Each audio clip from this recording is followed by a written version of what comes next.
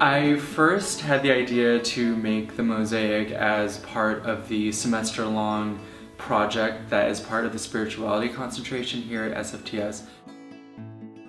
Initially, it was just supposed to be the baptism of Christ, but I couldn't really figure out where that would go other than this back wall behind me. So then I started looking at the entire wall and very naively thought, oh, this will take maybe a year, and 3 years later we have this mosaic. When I was first working on this, I thought most of the tiles would come from broken plates and dishes from the Salvation Army or Goodwill. But it turned out that these pieces would just start coming from everywhere. One time the Alumni Council actually took some of the old SFTS mugs and they incorporated the breaking of the mugs into a worship service, and the next day they actually came and each put a piece of tile on the mosaic, so that was really special. One of my deepest hopes for the mural was that people would come in throughout the years and look at it and have an experience of the divine that they might not otherwise normally have. We have such wonderful traditions in the church of prayer and worship and singing, but I wanted to add, this other possibility of art and, color, line, and form. Well, there's a lot of symbolism in the mosaic for me.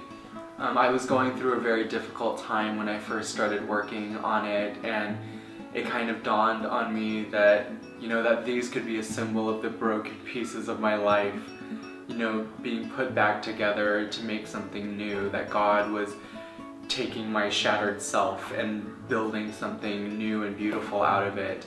The other things that I think of are the grout in between that holds everything together, and that just makes me think of how God kind of exists in the spaces between us and keeps us together as a community.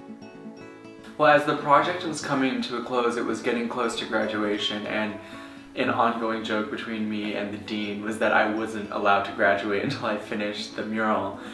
And there were still 2 sections left, and I had been working on it long enough that I knew how long it would take to complete, and there was about 250 work hours left that I had to figure out how to squeeze into 2 months' time.